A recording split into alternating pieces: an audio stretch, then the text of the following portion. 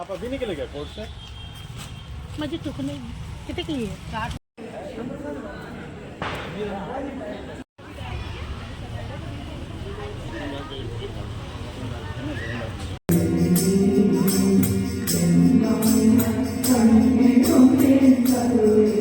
Hello, welcome to my YouTube channel. ഇന്നത്തെ വീഡിയോയിൽ അമ്പലത്തിൽ പോയതിന്റെ വിശേഷങ്ങളാട്ടോ കാണിക്കുന്നത്. ഇത് ഗണപതി അമ്പലമാണ് ഇവിടുത്തേത്. ഗണപതിക്ക് കൊടുക്കാനുള്ള പൂജാ സാധനങ്ങളാണ് ഇവിടെ കച്ചവടം ചെയ്യുന്നത്. ഇവിടെ നമുക്ക് തേങ്ങയും പൂക്കളും അഗർബത്തിയും മാലയൊക്കെ ആണ് ഇവിടെ പ്രസാദമായിട്ട് കൊടുക്കാനായിട്ട് വെച്ചിരിക്കുന്നത്. അമ്പലം താമരയും റോസാപ്പൂക്കളും ഒക്കെ ദാണ്ട് സൈഡിൽ ഒരു ബക്കറ്റിനകത്ത് വെള്ളം ഒഴിച്ച് വെച്ചിട്ടുണ്ട്.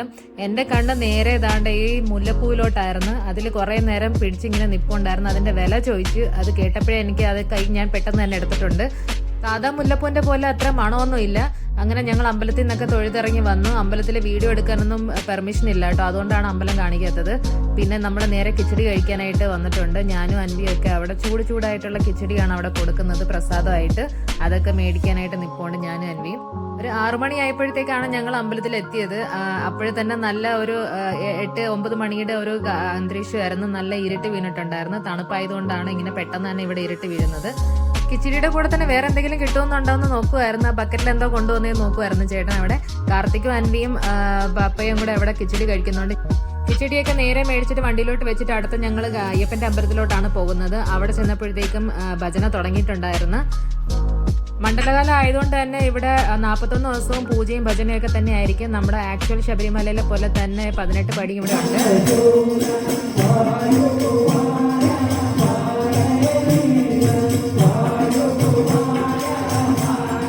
പപ്പയും അവിടെ ഭജനയ്ക്ക് കൂടിയിട്ടുണ്ട്. തബല വായിക്കുന്നത് പപ്പയാണ്. ഞങ്ങൾ അവിടെ വെയിറ്റ് ചെയ്തിരിപ്പുണ്ട്.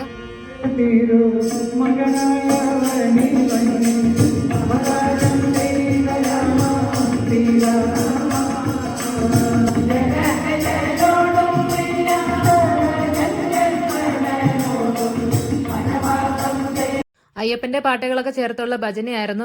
അതൊക്കെ കഴിഞ്ഞു. ഞാനും ചേട്ടനും പിള്ളേരും ഒക്കെ വെയിറ്റ് ചെയ്തിരിക്കുകയാണ്. പപ്പ അതൊക്കെ തബലയൊക്കെ എടുത്ത് വെച്ചിട്ട് വരാൻ വേണ്ടിയിട്ട്. അൻവി അവിടെ ബോറടിച്ചിരിക്കുകയായിരുന്നു. അൻവി അതിന് വേണ്ടിയിട്ട് അവളുടെ ബോറടി മാറ്റാനായിട്ട് അവൾ ഉണ്ടാക്കിയ കളിപ്പാട്ടൊക്കെ എടുത്തുകൊണ്ട് വന്നിട്ടുണ്ട്. ഇവൾക്ക് എവിടെ ചെന്നാലും ഇത് തന്നെയാ പണി.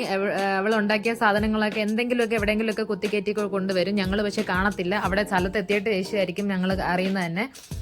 പിന്നെ കാർത്തിക് ബോറടി മാറ്റാനായിട്ട് ഫോൺ ചോദിക്കുന്നുണ്ടായിരുന്നു കൂടെ ആയിട്ട്. ഞങ്ങൾ കൊടുത്തിട്ടില്ല. ഇവിടെ അയ്യപ്പന്റെ അമ്പലത്തിൽ 18 പടി തന്നെ കെട്ടിയിട്ടുണ്ടെങ്കിൽ ആർക്കും അങ്ങോട്ട് കയറാനായിട്ട് അലൗഡ് അല്ല. ഇവിടെ മണ്ഡലപൂജ സമയത്ത് 41 ദിവസം വ്രതം പിടിച്ചിട്ട് അയ്യപ്പന്മാർ ഇതിൽ കയറും. ആ സമയത്ത് അവർക്ക് മാത്രമേ ഇവിടെ അലൗഡ് ഉള്ളൂ കയറാനായിട്ട്.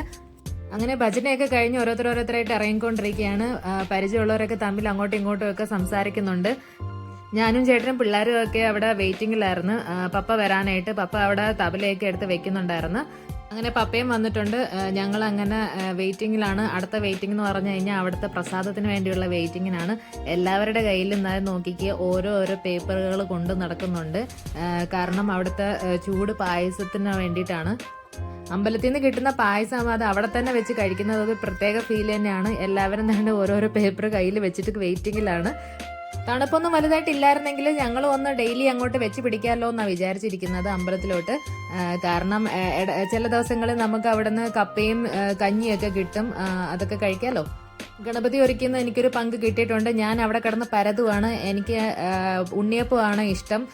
ഉണ്ണിയപ്പവും പഴവും കൂടെ ചേർത്ത് കഴിക്കാൻ ഭയങ്കര ഇഷ്ടമാണ്. അത് നോക്കിക്കൊണ്ടിരിക്കണം. ഞാൻ അവിടെ നിന്ന് തിന്നുകൊണ്ടിരിക്കുന്ന കണ്ടപ്പോഴത്തേക്ക് ആന്റിമാരൊക്കെ എന്നെ നോക്കി ചിരിച്ചോണ്ട് പോവുകയാണ്. അൻവി ദാണ്ട് ഇവിടെ പായസം മേടിക്കുന്നുണ്ട്. അങ്ങനെ നീണ്ട കാത്തിരിപ്പിന് ശേഷം അവൾ എവിടുന്ന് ഒരു കവറൊക്കെ തപ്പി എടുത്തിട്ട് കൊണ്ടുവന്നിട്ട് പായസം മേടിക്കുകയാണ്. അത് അപ്പോഴും കഴിക്കാനും അടുത്ത ദിവസം കഴിക്കാനും ഉള്ള സ്റ്റോക്ക് അവൾ മേടിച്ചു വെച്ചിട്ടുണ്ട്. കാരണം അവൾക്ക് ഭയങ്കര ഇഷ്ടമാണ് അവിടുത്തെ പായസം. അവൾക്ക് വേണ്ടിയിട്ട് പപ്പയും തോണ്ട് അടുത്തായിട്ട് ചെല്ലുന്നുണ്ട് പായസം മേടിക്കാനായിട്ട്. ഓരോരുത്തരായിട്ട് പായസം മേടിക്കുന്നുണ്ട്. ചിലരൊക്കെ കയ്യിലും ചിലരൊക്കെ വീട്ടിൽ നിന്ന് തന്നെ പാത്രമൊക്കെ കൊണ്ടുവന്നിട്ടുണ്ടായിരുന്നു പായസം പ്രസാദമൊക്കെ മേടിക്കാനായിട്ട്. ഞാനും ചേട്ടനും പിള്ളേരും ഒക്കെ കുറച്ചു നേരം കൂടെ അവിടെ വെയിറ്റ് ചെയ്യാന്ന് വിചാരിച്ച് ഇനി കുറച്ച് കഴിയുമ്പോൾ ഇനി എന്തെങ്കിലും അവിടെ കൊടുത്തു തുടങ്ങിയാലോ, ഇനി പിന്നീട് എങ്ങാണോ ഇനി ഞങ്ങൾ അറിഞ്ഞ് അതൊരു വിഷമം ആവണ്ടല്ലോ എന്ന് വിചാരിച്ചിട്ട് അങ്ങനെ ഒന്നും ഇല്ലായിരുന്നു. പ്രസാദമൊക്കെ കഴിച്ച് ഞങ്ങൾ നേരെ വീട്ടിലോട്ട് പോകുന്നു.